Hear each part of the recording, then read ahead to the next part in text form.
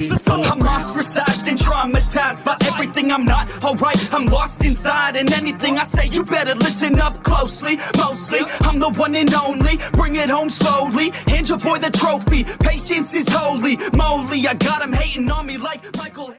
Yo, konnichiwa. Di video kali ini gue bakal ngebahas lanjutan dari pembahasan Tensura. Tapi sebelum lanjut ke videonya, buat kalian semua yang baru bergabung atau baru mampir ke channel ini, bisa bantu channel ini dengan cara klik tombol like, tombol subscribe, juga nyalain loncengnya agar kedepannya video-video di sini juga semakin membaik lagi. Dan kalau ada salah dalam penyampaiannya, mohon dimaafin. Ya udah, nggak usah lama-lama, kita langsung aja yuk gas ke videonya. Cerita dimulai. Karena Seraphim adalah malaikat tertinggi saat ini dalam jiwa Khazarim, terdapat skill Ultimate Enchantment Domination King. Ini tuh merupakan salah satu kekuatan dari seri malaikat juga. Karena itu juga gak mungkin bagi Khazarim bisa melawan kehendak Mikael. Dan untuk Vega, saat ini dia telah menjadi makhluk yang dilengkapi berbagai skill. Bahkan saat ini, skill unik Evil Eater-nya telah berevolusi menjadi skill Ultimate Evil Dragon King Aji Dahaka. Itu adalah kekuatan penghancur yang benar-benar mengerikan. Bahkan, jika seandainya Vega bisa mengendalikan kekuatannya ini, dia bisa menciptakan bencana bagi dunia. Gak cuma Vega, pasukan yang lain juga udah nggak logis. Dan yang gak paling gak logis adalah Zalario dan Obera. Untuk Zalario, setelah dia memiliki wadah jiwa, dia bisa menunjukkan kekuatan sejatinya. Bahkan saat ini, Zalario punya skill ultimate malaikat, Judgment King Israfil. Dan untuk Obera, saat ini dia juga bisa menggunakan kekuatan aslinya. Gak cuma itu, Obera juga dapetin skill ultimate sistem malaikat, yaitu Salvation King Azrael. Itu adalah skill yang sangat kuat. Tapi Obera nggak menyukai skill ini karena dia nggak berniat patuh pada Mikael. Sebenarnya Obera bisa aja menghancurkan Salvation King Azrael. Itu karena Obera merupakan bentuk kehidupan spiritual tertinggi. Tapi sayangnya, saat ini bukanlah waktu yang tepat bagi Obera untuk menghancurkannya. Intinya, Obera udah siap meninggalkan pasukan itu karena Obera lebih percaya pada Milim sebagai penerusnya dari Veldanava. Dan singkat cerita, pertemuan besar pun diadakan lagi. 3 pilar kekuatan utama mulai memasuki ruangan. Itu adalah Mikael, Veldue, dan Vel'Zar. Dan pertemuan dimulai. Saat itu muncullah gambar 3 dimensi yang menampilkan seluruh keadaan dunia kardinal. Dan terlihatlah benteng pertahanan dari para Raja Iblis. Bagi mereka, ada 6 wilayah kunci untuk menaklukkan Oktagram, yaitu Kutub Utaragi, tepi Barat Dagrul, Barat Tengah Ruminas, hutan Jura Rimuru, tenggaranya Milim, dan benua Nyaleon. Di sini, Mikael pun berkata, "Aku ingin saran dari kalian, dari mana kita akan menyerang?" Dan saat itu, Zalario dan Obera hanya diam aja. Namun Khazarim berkata, menurut dirinya, pasukan Tuan Mikael harus memusatkan kekuatannya untuk menyerbu satu tempat dulu. Jadi, mereka harus benar-benar memikirkan tempat mana yang akan diserbu. Gak lama, Dino pun berkata, "Aku gak peduli kalian mau nyerang kemana, tapi ku beritahu, jangan pernah menyerang hutan besar Jura, karena ibu kota Tempest telah diisolasikan di dalam labirin. Dan bisa dibilang, pertahanan kota mereka juga merupakan yang paling sulit. Jadi saranku, lebih baik kita menyerbu tempat Leon. Lagian, menyerang Rimuru di awal adalah kesalahan yang sangat fatal. Soalnya Rimuru nggak sendiri, Ramiris juga ada di sana. Dan dengan adanya labirin Ramiris, kemungkinan dari kekalahan pasukan Tempest akan jadi sangat kecil. Dan gak lama, Vel'Zar yang telah didominasi mulai berkata, untuk Kastil G Crimson udah nggak ada apa-apa lagi di sana. Dan saat ini tempat itu tuh udah kosong. Bagi Vel'Zar, tempat Leon adalah target yang sangat cocok. Mikael pun mulai menyadari para Raja Iblis pasti telah menyiapkan serangan balasan. Jadinya mereka nggak bisa asal-asalan menyerang. Di Di sini, Zalario mulai berkata, apa Tuan Mikhail bisa mendapatkan petunjuk di mana pemilik skill malaikat berada? Mikhail pun berkata, dia nggak bisa merasakan semuanya. Dan berikut adalah beberapa kekuatan malaikat yang masih bisa dia rasakan. Judgment King Israfil, Salvation King Azrael, Heavenly King Astarte, Glory King Haniel, dan Rigor King Jibril, serta Domination King Kazarim, Punishment King Sandalphon Arios. Namun di sini Mikhail berkata, sebenarnya ada satu sistem malaikat yang lebih tinggi. Dan parahnya, itu juga ada di tingkat yang sama dengan Mikhail. Mendengar itu, semua orang sangat kaget. Bahkan Veldue langsung minta penjelasan. Tapi Mikhail berkata, dia nggak tahu semuanya. Dan di sini, Mikhail pun mulai berencana mencari tanda-tanda pemilik skill malaikat yang lain. Tapi sayangnya, Mikhail hanya bisa menemukan pemilik skill Purity King Metatron. Di sini mereka juga bingung kenapa skill Ultimate Hope King Sariel belum bereaksi. Namun gak ada yang tahu karena labirin Ramirez bukanlah sesuatu yang bisa mereka jangkau. Dan karena itu, Veldue pun merasa komponen King Uriel dan Wisdom King Raphael mungkin juga ada di sana. Mendengar itu, Mikhail sebenarnya nggak yakin. Tapi pendapat Veldue mungkin benar, karena nggak ada tempat yang nggak bisa Mikhail deteksi selain labirin Ramirez. Itu karena skill labirin creation diciptakan Velda Nava khusus untuk Ramirez. Jadi Mikhail yakin kemungkinan 3 sisanya juga ada di sana. Astaga, mereka nggak tahu aja skill ini tuh udah dikorbanin sama Rimuru. Meski Tempest adalah kota yang sangat kuat, tapi Veldora ada di sana. Jadi nantinya pasukan Mikhail juga akan menyerbu kota Rimuru. Namun sebelum itu, mereka juga harus mendominasi pemilik skill Ultimate Purity King Metatron. Di sini, Mikhail pun mulai berdiri sambil berkata, pemilik skill itu ada di Eldorado. Itu adalah wilayah Raja Iblis Leon. Melihat hal itu, Kazarim pun sangat kaget. Pantas saja Leon mampu membunuh dirinya di masa lalu. Dan sekarang, Kazarim mulai sadar. Serangan kilat cahaya yang pernah membakar tubuhnya merupakan kekuatan utama dari Purity King Metatron. Dan setelah target pertama diputuskan, seluruh pasukan bersorak. Di sini, Vega berkata, aku akan ikut. Aku nggak peduli Raja Iblis Leon atau siapapun. Aku akan maju dan jika aku diizinkan, aku akan memakan dirinya. Mendengar itu, Yuki yang masih dalam dominasi berkata, apa Vega nggak mendengarnya? Leon akan menjadi pasukan mereka. Jadi, jangan lakukan hal bodoh.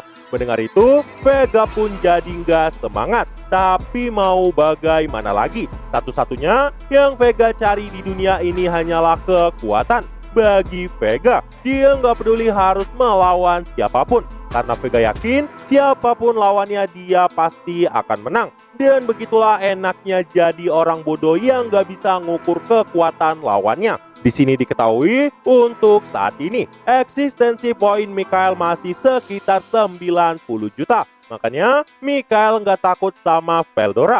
Bahkan jika seandainya Mikhail terkena serangan langsung dari Veldora, sekalipun Veldora adalah True Dragon, dia nggak bakal bisa lukai Mikhail. Tapi Mikhail juga tahu mengendalikan Veldora adalah hal yang sangat sulit. Karena Ramirez dan Rimuru musuh yang sangat merepotkan dirinya. Makanya untuk menyerang kota Rimuru, Mikhail butuh pasukan jumlah besar. Dan karena itulah Leon yang menjadi target pertama. Mikhail pun langsung berkata di depan semua pasukannya, semuanya harus memberikan yang terbaik dalam perang kali ini. Saat itu, seluruh pasukan bersorak demi menghidupkan kembali Tuan Velda Nava. Di sisi lain, setelah kejadian itu, Dino pun langsung menghubungi Rimuru dan berkata, Mikhail udah bergerak. Mendengar kabar ini, Rimuru pun tersenyum dan berkata, itu bagus. Tapi Rimuru nggak nyangka, ternyata Obera benar-benar mengkhianati Mikhail dan udah pergi dari Mikhail. Dino pun juga bilang, bahkan Mikhail belum tahu hal ini karena Dino ngasih tahu ini ke Rimuru dulu. Mendengar ini, Rimuru pun jadi kasihan sama Mikael dan Veldue karena Dino lebih memihak sama Rimuru. Rimuru pun jadi semangat dalam perang kali ini. Rimuru berkata, "Jadi temanku, dari mana mereka akan menyerang?" Saat itu, tanpa banyak omong, Dino pun langsung ngejawab, targetnya adalah wilayah Leon. Dino juga bilang semuanya udah menyerbu ke sana. Bahkan Pico dan Garcia juga dipaksa. Dino minta tolong ke Rimuru untuk mengasihani mereka karena pada dasarnya mereka merupakan teman dari Dino. Di sini Rimuru pun berkata dirinya akan melakukan yang terbaik. Dan sebelum pembicaraan itu selesai, Dino masih punya satu permintaan pada Rimuru. Yang isinya, Dino ingin kembali bekerja di labirin dan gak mau terus dalam dominasi seperti ini. Jadi, Dino berkata, "Oi, Rimuru, tolong kalahkan Mikael dan bebaskan diriku."